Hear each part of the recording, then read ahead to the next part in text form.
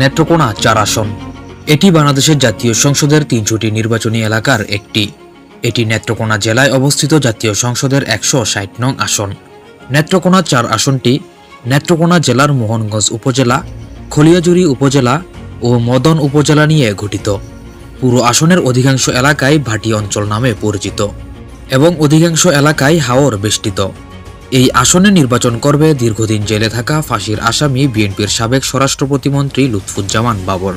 তিনি ২০০১ থেকে ২০০৬ সাল পর্যন্ত খালেদা জিয়ার মন্ত্রিসভায় নেত্রকোনা ৪ আসনের সংসদ সদস্য ও স্বরাষ্ট্র প্রতিমন্ত্রী ছিলেন।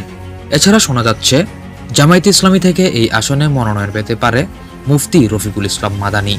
সেই হিসেবে নেত্রকোনা ৪ আসনে একটা হেভিওয়েট লড়াই হতে পারে বিএনপির অন্যতম হেভিওয়েট নেতা ও বাংলাদেশের বহুল আলোচিত সমালোচিত ব্যক্তি লুৎফুজ্জামান বাবর ও জামায়াতে ইসলামী হতে মনোনয়ন পাওয়া মুফতি আলোচিত বক্তা রফিকুল ইসলাম মাদানীর।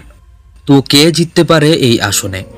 জামায়াতে ইসলামী হতে এই আসনে ইতিমধ্যে মনোনয়ন পেয়েছেন ময়মনসিংহ মহানগরী জামায়াতের সাংগঠনিক সম্পাদক ও ইসলামী ছাত্র শিবিরের আনন্দমোহন বিশ্ববিদ্যালয় কলেজ শাখার সাবেক সভাপতি অধ্যাপক আল হেলাল তালুকদার। তিনি জামায়াতে ইসলামীর একজন তরুণ রাজনীতিবিদ।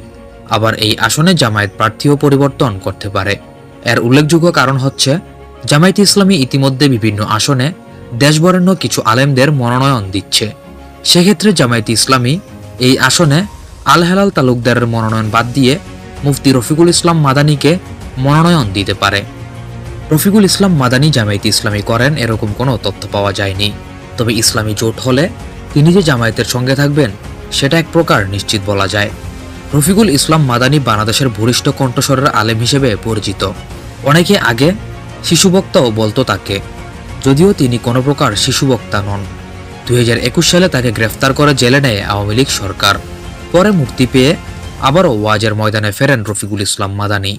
এবার জোর কদমে শোনা যাচ্ছে জামায়াতে ইসলামীর সঙ্গে যুক্ত হতে পারেন তিনি। যদি যুক্ত হন তাহলে তার মনোনয়ন দেওয়া হতে পারে নেত্রকোনা ৪ আসনের অন্যতম জনপ্রিয় ব্যক্তি লুৎফুজ্জামান বাবরের আসনে। আর যদি তিনি মনোনয়ন না পান তাহলে আল হেলাল তালুকদারকেই লড়তে হবে লুৎফুজ্জামান বাবরের বিরুদ্ধে। রফিকুল ইসলাম মাদানীকে জামায়াতে ইসলামী সম্পর্কে মাঝে মধ্যে বিভিন্ন ইস্যুতে কথা বলতে শোনা যায়। তবে রফিকুল ইসলাম মাদানী নেত্রকোনা ৪ আসনে মনোনয়ন পেলে লুৎফুজ্জামান বাবরের সঙ্গে কতটুকু টিকতে পারবেন ভোটের মাঠে। জুলাই গণঅভ্যুত্থানের পর ফাঁসির রশি থেকে নতুন জীবনে ফিরেন বিএনপির সাবেক স্বরাষ্ট্র প্রতিমন্ত্রী ও ১০ ট্রাক অস্ত্র মামলার দায়ে অভিযুক্ত লুৎফুজ্জামান বাবর। তার এলাকায় বা তার আসনে তিনি কতটুকু জনপ্রিয় তা একটি পরিসংখ্যান দেখলে বোঝা যায়। ১৯৯১ সালের নির্বাচনে তিনি স্বতন্ত্র সংসদ সদস্য নির্বাচিত হন নেত্রকোনা ৪ আসনে।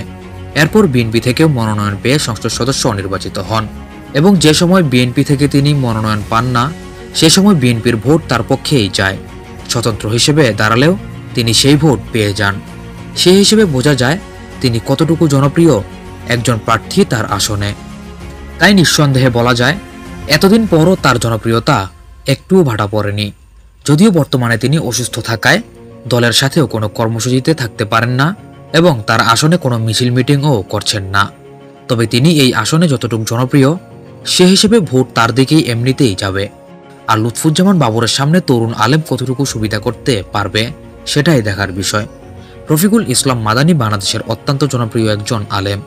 সে হিসেবে জামায়াতে ইসলামী থেকে মনোনয়ন নিয়ে নির্বাচন করলে তার একটা গ্রহণযোগ্যতা অবশ্যই থাকবে। তবে তা কতটুকু লুৎফুজ্জামান বাবরকে টেক্কা দিতে পারবে সেটাই আগামী নির্বাচনের সবচেয়ে বড় প্রশ্ন। তো দর্শক, আপনার কি মনে হয় এই আসনে লুৎফুজ্জামান বাবরের ভোটে কতটুকু প্রভাব ফেলতে পারে জামায়াতে ইসলামী হতে যদি মনোনয়ন পায় মুফতি রফিকুল ইসলাম মাদানী? সেটা অবশ্যই কমেন্ট করে জানান। ভিডিওটি ভালো লাগলে অবশ্যই লাইক সাবস্ক্রাইব করে পাশে থাকবেন। আসসালামু আলাইকুম।